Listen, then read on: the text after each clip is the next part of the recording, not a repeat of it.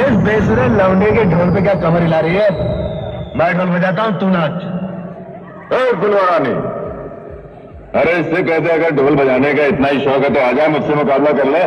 क्या बात, हमको चुनौती देता है? मर्द का बच्चा है तो आजा मैदान में।